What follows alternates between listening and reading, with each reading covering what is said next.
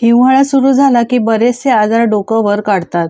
मुख्य म्हणजे सर्दी, खोकला, सांधेदुखीचा त्रास भरपूर प्रमाणात होत असतो. तर आज आपण आल्यापासून खूपच पौष्टिक अशी रेसिपी बनवणार आहोत.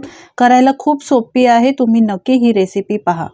चला तर करायला घेऊयात. तर इथे मी 150 ग्रॅम आलं घेतलेलं आहे. आलं स्वच्छ धुवून घेतलेलं आहे हे बघा, आणि असे लहान तुकडे करून घेतलेले आहेत. यानंतर आल्याची साल आपल्याला काढायची आहे. तर सगळ्या आल्याची साल हे बघा या पद्धतीने काढून घेऊया. आल्याचा आपण नियमित स्वयंपाकामध्ये वापर करतच असतो. आल्याचे इतरही भरपूर फायदे आहेत.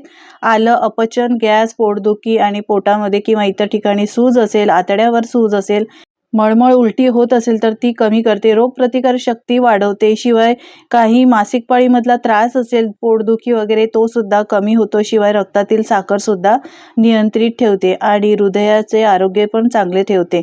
यामुळे कोलेस्ट्रॉल सुद्धा कमी होतो. शिवाय सांधेदुखी सुद्धा यामुळे कमी होते. तर आल्याचा वापर नियमित केलाच पाहिजे. सगळ्या आल्याची सालं मी काढून घेतली. आता प्रत्येक आलं आहे, लहान लहान तुकडे आहेत त्याचे, एकदम बारीक बारीक असे हे बघा या पद्धतीने आलं सगळं चिरून घ्यायचं आहे. करायला खूप सोपी आहे ही रेसिपी. हिवाळ्यामध्ये सर्दी खोकल्याचा त्रास बऱ्याच जणांना होत असतो, तर यासाठी ही एकदम फायदेशीर रेसिपी आहे. हे बघा आलं मी सगळं असं चिरून घेतलंय, एका ताटामध्ये काढून घेतलंय. आता इथे मी मिक्सरचं भांडं घेतलंय. मिक्सरच्या भांड्यात सगळं चिरलेलं आलं घालायचंय आणि झाकण लावून आपल्याला पेस्ट करून घ्यायची आहे. तर मिक्सरला हे बघा बारीक करून घेतलंय. 1-2 मिनटं फक्त फिरवून घेतलेलं आहे. आता आपण 150 ग्रॅम आलं घेतलं होतं, त्यासाठी मी चिरून घेतलाय गूळ फक्त 50 ग्रॅम आणि 50 ग्रॅम इथे खडी साखर घेतलेली आहे. आता पुन्हा एकदा एकदम मिक्सरला वाटून घ्यायचं, एकदम बारीक पेस्ट करून घ्यायची. हे बघा एकदम बारीक पेस्ट करून घेतलेली आहे. आपण हिवाळ्यामध्ये खाता येईल अशी सर्दी खोकल्यावर रामबाण आल्याची वडी बनवतोय. आले वडी ज्या ताटात सेट करणार आहे त्या ताटाला थोडंसं तूप लावून या पद्धतीने घ्यायचं आहे. यानंतर इथे मी पॅन गरम करायला ठेवलेला आहे. पॅनमध्ये 1 चमचा साजूक तूप घातलाय. यानंतर तूप असं पसरवून घ्यायचं. गॅसची फ्लेम स्लो ठेवलेली आहे. यानंतर आपण जे वाटण करून घेतलं होतं, आलं, गूळ आणि साखर, खडी साखर, ते पेस्ट आहे ती यामध्ये घालायची आहे सगळी. गॅसची फ्लेम स्लो ठेवायची आणि एकसारखं मिक्स करत राहायचं आहे जोपर्यंत हे मिश्रण आहे ते घट्ट होत नाही आणि याला वडीचं टेक्स्चर येत नाही. एकसारखं असं मिक्स करत राहायचं आहे. मंडळी, तुम्हाला माझी जर रेसिपी आवडत असेल तर प्लीज एक लाईक करायला अजिबात विसरू नका आणि तुम्ही ही रेसिपी कुठून पाहता हे सुद्धा कमेंटमध्ये नक्की सांगा, म्हणजे मी तुमचे आभार मानू शकेन. हे बघा एकसारखं असं मिक्स करत राहायचं आहे. हिवाळ्यामध्ये सर्दी खोकला झाला की काहीतरी आपल्याला असं खायला हवं असतं, ज्यामुळे घशाला आराम मिळतो, घशाला खवखव असते ती कमी होते.